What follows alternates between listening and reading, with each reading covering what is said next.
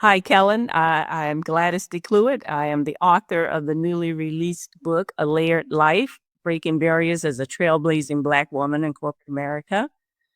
And I'm happy to be here with you this morning. Diversified Game. Learn how to start, run, and sustain your business.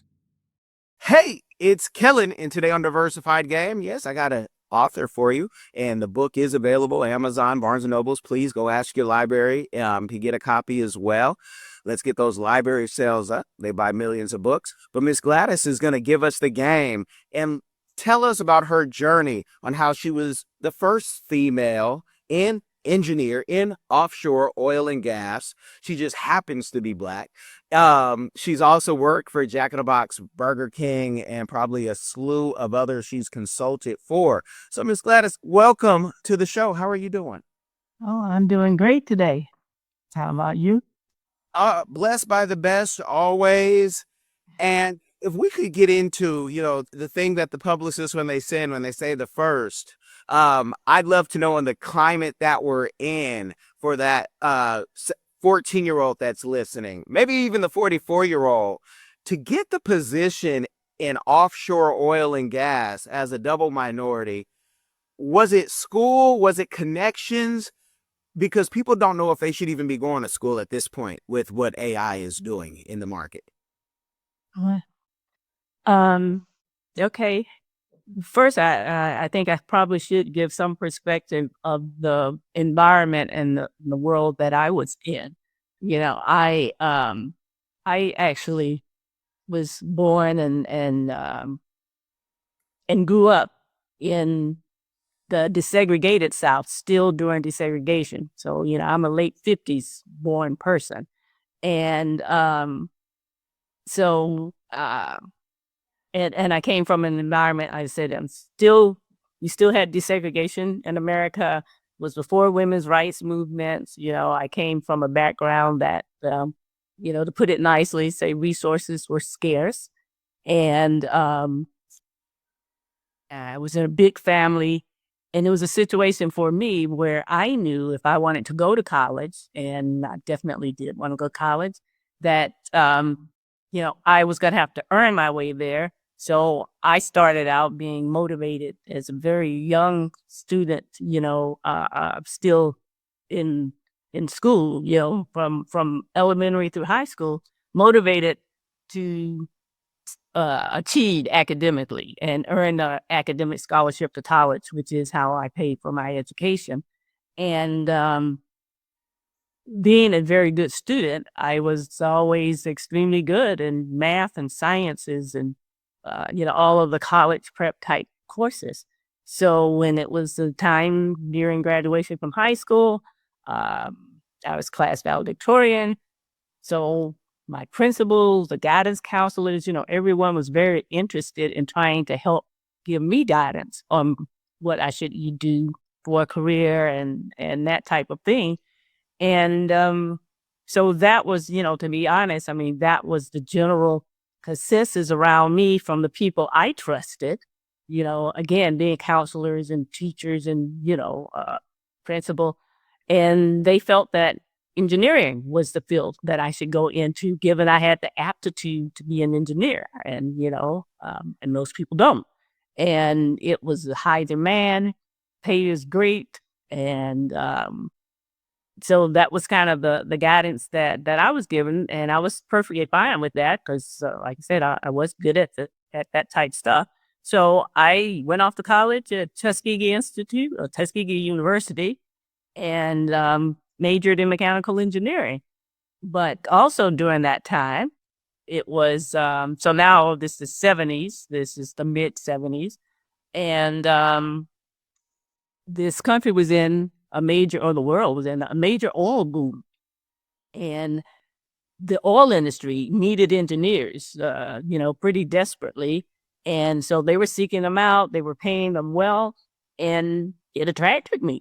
It caught my attention because obviously I'm like everyone else. I was motivated to try to make as much money as I could and, do as well as I could for myself. So I was attracted to it. I got hired by Conoco I actually worked for them 2 summers while I was in college because I used to work the summer, each summer to try to get additional money from all of my personal expenses for college the next year, right? So I did 2 summers with them. And when I graduated, they made me an offer full-time offer to be an engineer, a production engineer in offshore oil and gas, exploration and production out of Lake Charles, Louisiana. And that really fit well because that last summer before my senior year, I actually met the man I married, and he was from Lake Charles. So we got married the day before graduating from college, from me graduating from college. And so naturally, I was very motivated to go to Lake Charles, and I took that assignment. That offer with them versus taking other offers. And that's how I kind of found myself in that position, a lot of different factors in life. But once I was there and once I was in that position, in that environment, it became quite the challenge for me, and I'm just one of those people who don't back down from a challenge. And once I got there and I really began to realize all of these factors coming together of being in this totally male-dominated, powerful industry, probably, arguably of all the industries, it was probably the most powerful male-dominated chauvinistic industry there was. And then I show up as the first female to enter their world in this exploration and production, in the middle of the ocean. It, to put it mildly, I certainly was not welcome there. And then once I saw that I had, that people were literally trying to run me off or didn't want me to succeed, the more determined I was that I was going to succeed. Anyway, so that's how I found myself in that position, and made the best of it, and proved myself, and continued, and continued on. I guess, I'll talk a little bit more about that role before moving on. But in that environment, Are you a successful entrepreneur or one in training? You've got the vision, but do you have the right partner to build your brand, your team, and your future online and off? At CPRfirm.com, we offer expert consulting, financial guidance, and life coaching because we believe in doing life with our clients. After all, what is it for a man to gain the world and lose his soul? Founded by Kellen Coleman, we help our clients not only succeed, but plan to retire rich. Your business deserves the best. Start building your legacy today at CPRfirm.com. Key in the building the foundation, and shout out to all of your golden tigers out there. Yes, thanks. From those of us at Grambling State University, we like, your university. But that was the foundation, and you even found again your spouse then. Can you talk a little about, you said you weren't wanted. People think, oh, that was so long ago, things are different. But from somebody who has also felt that at tech companies and other companies, can you talk more about that experience so others can say, wait, that's still happening now? And, maybe our allies will hear this and say things still aren't where they should be. Being a female, obviously, I faced a lot of the sexism, the sexual harassment, intimidation, and then also being Black, obviously, then I had the racism, and that was racism in the workplace as well as in my personal life. And people have to understand too that also adds to the challenges in your work life. So for me, probably in that part of my career, because obviously I got an MBA in finance, investment banking. I moved on, to leadership roles in other industries too. But In that particular role, or time, the female part was definitely the toughest part, of it. I had 4 strikes against me actually, because I was female, I was Black, I was young, and I was college educated. And a lot of the people in the field, they, they, you know, that was a strike in their mind because they valued the tenure and the seniority of the guys out in the field. And I was a professional in an office who had to come work in the field. So when I would show up, that there was plenty of hostility, and there were things like, just the constant disrespect, being as rude and difficult to me as they could possibly be. And in that environment, there's a lot of chewing tobacco and that kind of thing. And I literally had a guy who showed up. When the work crew came out to do this installation of a production platform facilities that I had designed, and therefore I'm now there supervising the final installation of it, and they realized it was me. He literally just hacked up a big wad of his chewing tobacco and just spit it on my shoes, on my feet.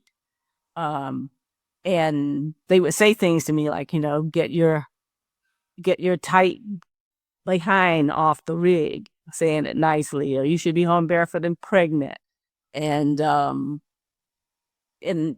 other things I wouldn't even care to repeat here. And, we didn't have bathroom facilities, sleeping facilities for women yet. It was truly pioneering. And so that added to all sorts of, strenuous, hostile sexual harassment environments and things. Today those things are definitely a lot better and easier than they were back then. But, there's still a lot of issues. Some of the ones that a lot of other people say in a corporate office business environment will encounter, even still today, are those things that I called, attempts at dismissal or perpetual assumptions, comments and actions intended to make you feel that you don't deserve the right to be there, or that you didn't earn your spot there, that you don't belong. And, what I mean by attempts at dismissal. Say if you're in a meeting, I'm the only female in this meeting of lots of men. We're having a discussion about something. I have something important or valuable or an opinion that I want to interject into that conversation. I say what I have to say. And, there could be attempts to just essentially ignore what I said as if I never spoke and just, keep going. And then, of course, later, say a man repeats the exact same thing that I said. And all of a sudden, it's this great idea. It is an example of what I call, attempts at dismissal.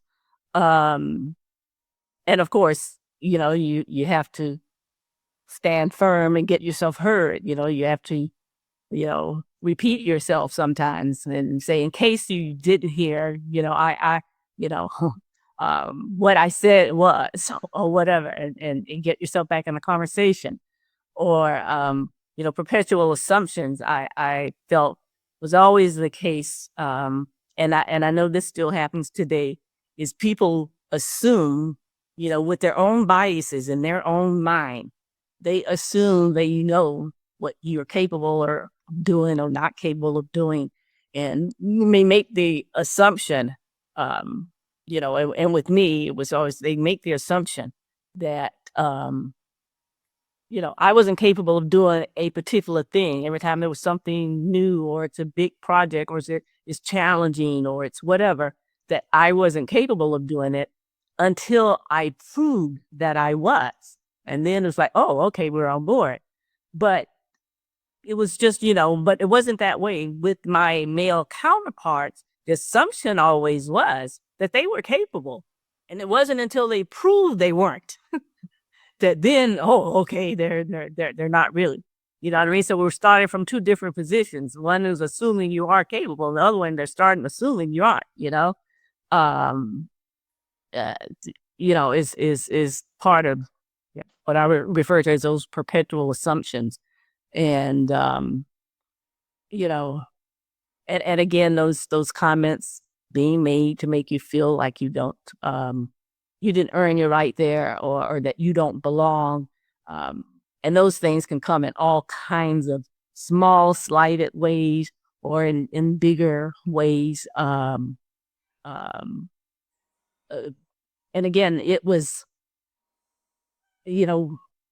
for me, my career spanning from the late 70s, through the 2010s, in that world, a lot of it was, hopefully, I'll put it this way, hopefully it was worse for me than it are for people today, because, I know I've worked hard in my career, and as a leader, in industries, I worked very hard to try to improve the culture and have a culture that's a lot more inclusive, respectful, valuing everyone. So I hope things have changed, but it was, in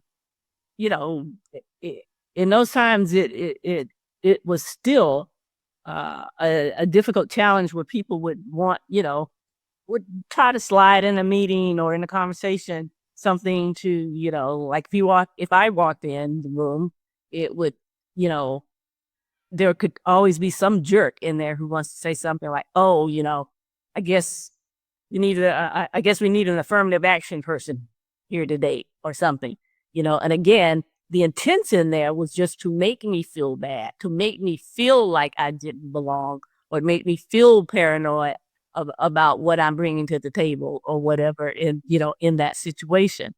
And of course, what you have to do is ignore it. I knew better. I always knew that I earned my right to be wherever I was, and it was because of my accomplishments, and because I worked hard, and I contributed, and I added value and did things. So, I have that confidence to still stand strong and, hold your position, continue to do the job that you're there to do, focus on the issues at hand, and, and constantly demonstrate your value. That was always my main strategy, has always been, Hello, everyone. Join us on an exciting journey with Explore the World Cameroon. London and Sydney go take you explore Cameroon, the heart of Africa. Experience the vibrant culture, nature, and traditions from Yaoundé market to rainforest adventures. Every page na new discovery. Join the Cameroonian food, music, and wildlife with our explorers. This book na true celebration of Cameroon spirit. Get your copy now. Available on Amazon, Barnes & Noble, and through your library and bookstores via Ingram's Park. Don't miss this adventure. I won't say ignore, but don't let all of that other stuff around you distract you from doing what you're there to do, and focus on what's at hand, and doing, delivering excellent work and high performance, and getting the job done, whatever it is. This is making more money for the company, getting the sales up, getting the cost down, whatever it is, that I'm delivering high performance, and focus on doing that. And the rest comes, because eventually, and everyone's not this way, right? You've always got people there who are just regular, good people who want to work together with you and who want to do the right thing for the company. And then you have those that don't. But eventually, when you continue to perform well, you continue to deliver, that people, they have to see it, and they do see it. And then that you earn that respect. You earn that respect and that support, along the way, And sometimes you even have to help At least I did. You you help people even when they don't want your help. And then I always found that a very interesting tactic, particularly in the oil industry. If someone's pushing you away or rejecting you, um, I'm like, but my job here is to solve problems, improve operations, do whatever. I go out and do that. And even when I know that individual is having a problem, I help them figure out how to solve that problem. And it's interesting how the turnabout in their attitude when they see that you've actually done something that been eating their lunch for for a long time, and then you come out there and you help them resolve that issues. um, What the whole purpose of this show is to help people to get clarity, to find out how they can follow footsteps and what trainings, what books, conferences they need. With that, you're a consultant now. Do you still not run into that problem? Because as a fellow consultant, I find that people can be paying you $10,000 a month and not always take your advice, and then come back and say, "Oh, you guys were right."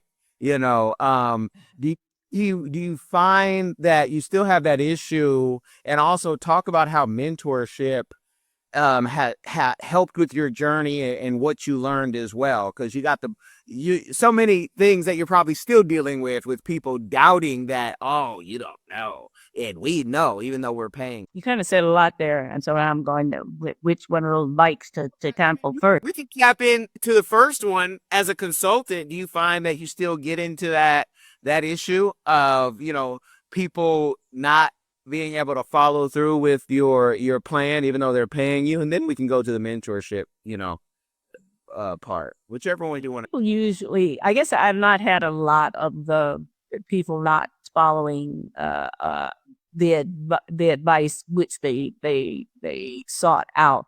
At least in I haven't really encountered that. In terms of mentoring people, I think career-wise, for sure, seeking and finding a good mentor is hugely key for helping you in your career. I know I had a couple of good mentors. I had no mentors in my engineering days. Okay. Then, as I said, I went on. I moved on, and this is definitely advice that I give to someone. You need to do what you're passionate about. You need to do something that you really, ultimately, I know you have to do a lot of things along the way or as backup or whatever to meet your needs. But ultimately, you're trying to get on a path to doing something that you want to do, that you're engaged in and makes you happy while you're still earning what you want to earn financially. And in my case, though I could do the technical stuff, my interest always was in the financial side of things, the economics behind all the work that I was doing and that kind of thing. So that's why I went on and got an MBA in finance and investment banking. And when I came out of MBA school, or while I was in MBA school, I tried to take time to learn about organizational politics and understanding how corporations work and how the politics work in corporations and what do you need. And the mentors were definitely something that I came out of MBA school going, "Oh, wow, I've got to find a good mentor," and understanding what a good mentor does for you and how they can help you. And so when I came out, I even took the job that I took with Standard Oil, which became British Petroleum, because of the person that I saw could be a great mentor for me. And I could tell they wanted to be a mentor for me and really believed in me and wanted to help me succeed.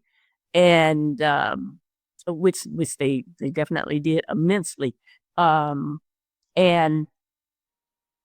so as I continued to climb, I set out to be a mentor for other people. and do all those same things. And those kinds of things is, you look for someone who believes in you, someone who wants to help you to succeed, someone who has influence and a position in power, someone and who's willing to share their knowledge and advice with you, introduce you to other people of influence, to help expose your abilities and your work, your quality of work for you. One of the things I found most valuable about my mentor was that, I was a doer. I like to get stuff done. I like to accomplish stuff, but I didn't like running around bragging about it. That just wasn't me. But you also need people to know about the good things that you do if you want to get rewarded for it, right? You want it to earn to help you move up and things like that. And having a good mentor, I found that very key because, he was someone who would actually share the good things I did with the higher ups, with the other departments, and do that kind of thing for me. But, simple tactics. And so anyway, I also say when I became mentoring lots of people, I really tried to mimic and do the things that my first couple of mentors did for me. And, and small things like,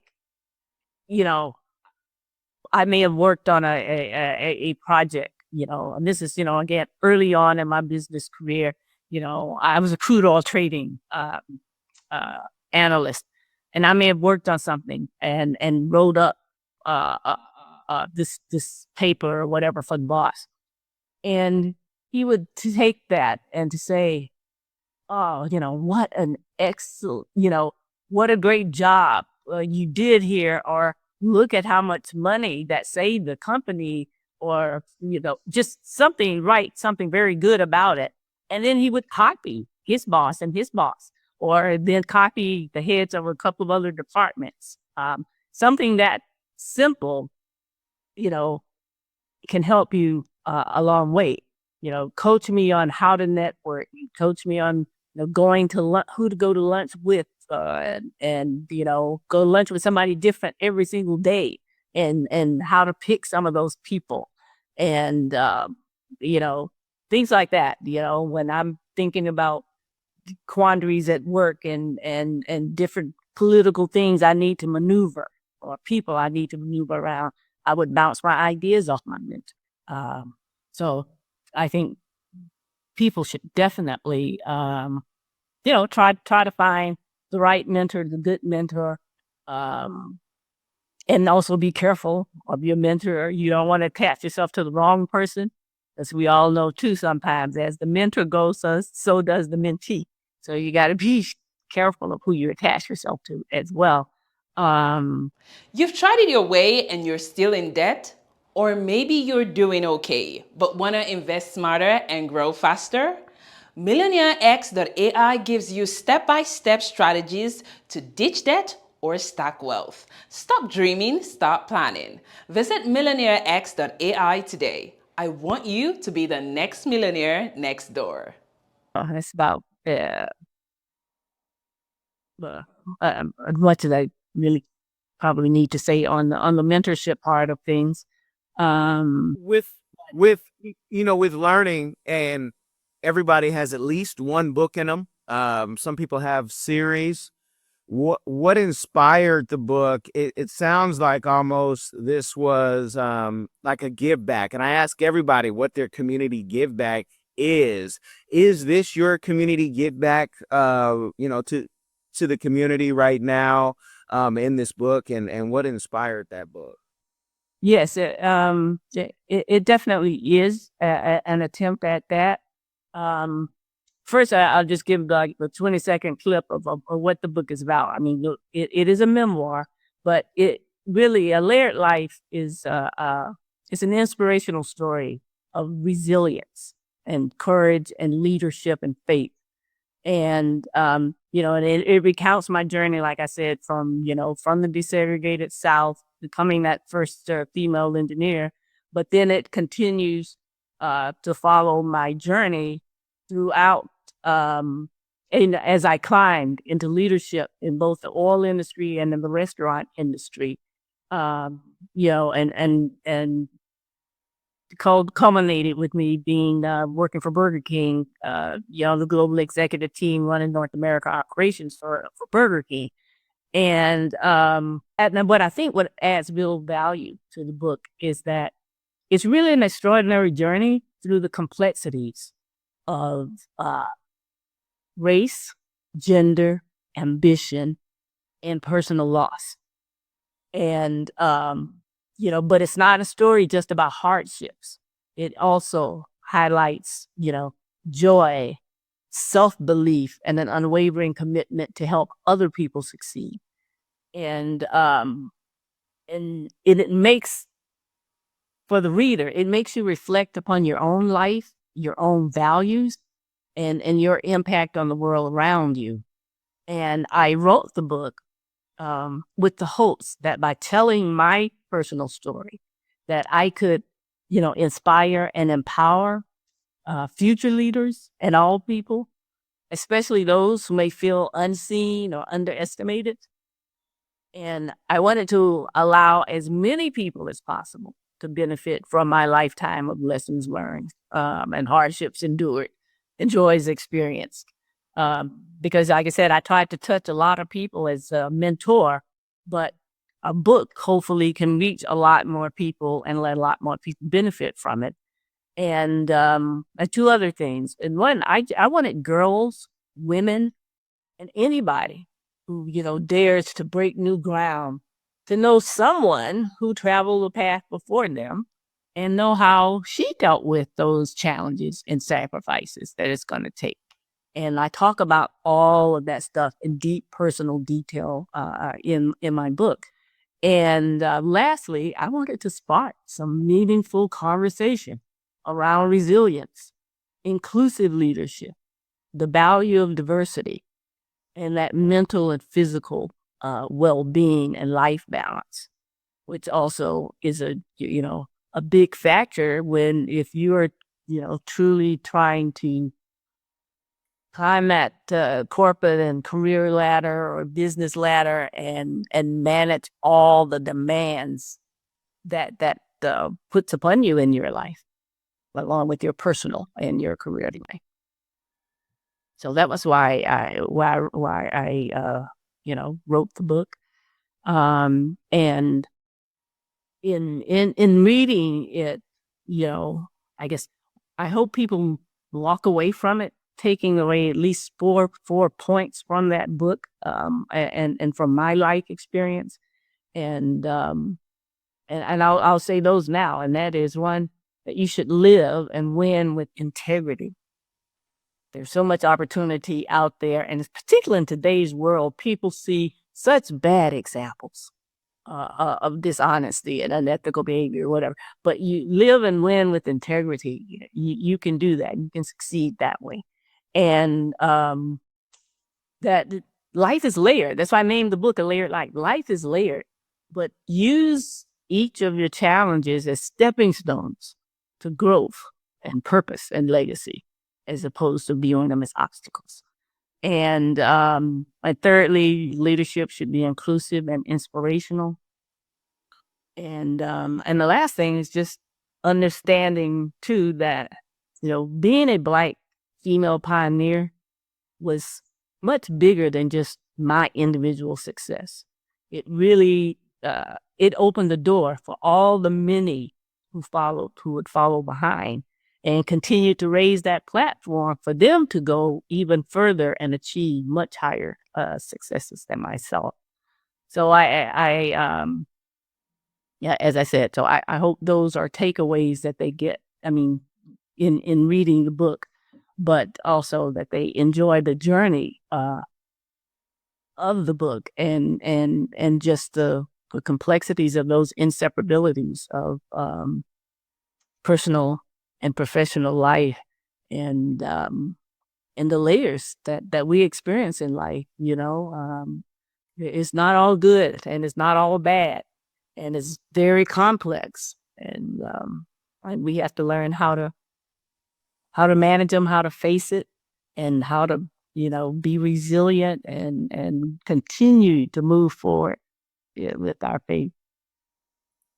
Are we going to see you? Some people write a book so they can go, through Toastmasters and then do the NSA and go on a speaker circuit, and they always have something to sell. They can go to the local churches. Will we be doing a book tour or a speaking tour for this year or next? I do not have a book tour planned yet. I know people have asked me about coming to places, and it's only been out just over a month, and there's just so many. To be honest, I've just been busy with a lot of stuff right now. I haven't even had time to sit down and think about a book tour. But not that I would be opposed to doing one. But I had not planned any. I had not planned that yet. As I said, I really did the book because I wanted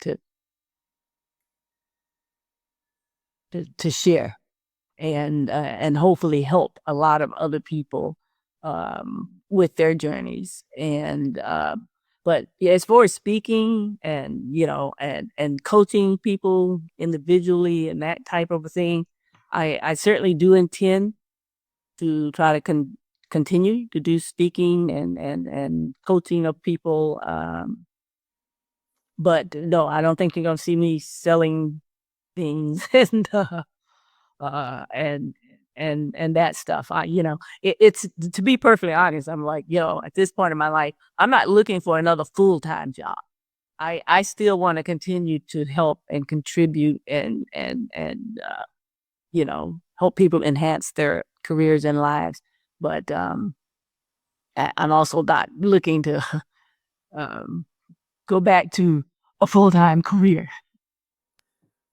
Well, that means that, you're retired, or you're doing whatever you want to do, and that's retired, or you're almost there, whatever that case may be. So many people, when I talk about retirement and fully funding their 401k so they can do it with dignity, they can't even envision it. What does your retirement, your best life look like, so people can learn and get a glimpse through you of what it could look like? Is it travel? Is it taking care of grandkids? What is that to you? Yeah. Well, I mean, I have been retired for quite some time now, and kind of interesting. I left that. I stopped my book at retirement, so I didn't share my personal life after retirement to the world, because it took so much for me to finally put my personal life out there. But yeah, I've been retired for quite a while, and frankly, I enjoy it. I'm like I said, I'm not looking to go back to full-time work. I live a very nice life. I travel. I get to see my family and spend quality time, in ways I didn't get to when I was, in my career. I enjoy my granddaughters. I have 2 granddaughters, and so I get to spend time and with them and visit and have them come visit me, take them on vacations, that kind of a thing. So yeah, and continue to do the stuff I like to do. I still like going out and dancing and dancing, traveling. I work out. I work out at least 3 times a week in the gym. I get out on those other days and I bike and walk and swim and just trying to enjoy life. Yeah. Most of my people are listeners, and I would highly advise them to go over to the YouTube so they can look what retirement for a very long time, because I mean, my biological father would say, you're still got, still wet behind the ears. And so that you've been retired for a long time and be able to enjoy a fabulous life. I mean, that might be part 2, y'all, on this is where you need to put your money, or this is where I put my money. This is what you could do too. Because again, so many people are hurting, and with this administration and every administration, if you're not prepared, if you don't know finance, it's going to be a rough life. So, I just throw that out there. I know you don't want another job, but maybe you got another book in you. I think you do. What would be your last words to the people? Try to get into a career that you enjoy, so that you don't feel like so work doesn't have to be work. Work can also be enjoyable. And be smart financially. That, and I'll be honest, like I said, I've always been interested in financial things, but you don't have to have an MBA in finance and investment like I did in order to understand the basic fundamentals of money and how to save, how to build it, how to save it, how, to have it when you need it. And, and don't be short-sighted, You have to be willing to sacrifice up front and build money for the future. Plan ahead for that retirement so you can enjoy yourself and relax toward the end. There's always that balance, because you can spend when you're young on the high life, but then you go, now what happened at the end? So you got to make sure that you're planning and being prudent, and so to try to enjoy the whole journey, but you have to plan to make that whole journey of your life be at the level and the standard and enjoyment that you want it to be at.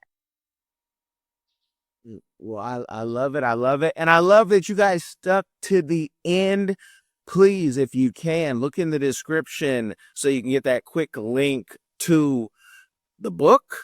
It's on Amazon, but I also, again, want you to go request it everywhere, even your local bookstore. Yeah, there's still some around. And go, help support the book. You can help the show by going over and liking it, commenting. Go to YouTube as well and share this game with somebody. It will change their life. Y'all, be blessed out there. Are you tired of the violence, tired of the injustice, police brutality, rampant discrimination, lack of gun control in this failed biased socioeconomic experiment called America? Or maybe you need a break from the relentless grind that wants to regain control of your destiny, your wealth, your health, and your purpose. DiversifiedGame.com has the right course for you. Prepare for my first trip to Africa. Looking to reconnect with your roots, start a new business, or just a fresh start. Africa, aka the motherland, is waiting. Don't let the Chinese and the Mzungus have the fun and also take over the motherland.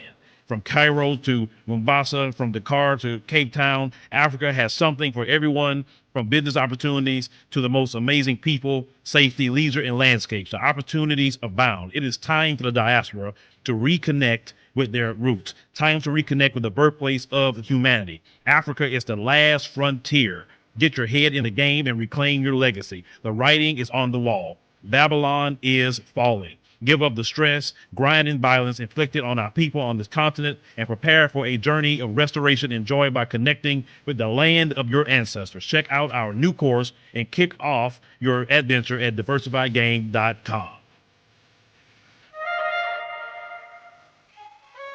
Hi guys, I'm Kai Gabiam from the Diaspora Channel, a lover of Africa. If you love Africa as well and you would love to visit one day or to relocate to Africa, there is a course out there for you. And this course is My First Trip to Africa, a course well put together by a seasoned traveler, Kellen Coleman. This course is designed to prepare you to travel better, which will save you both time and money. And the great news is this course costs Only $20, guys. It can't get any better. Go right now and enroll to this course at www.diversifydgame.com. Don't miss out.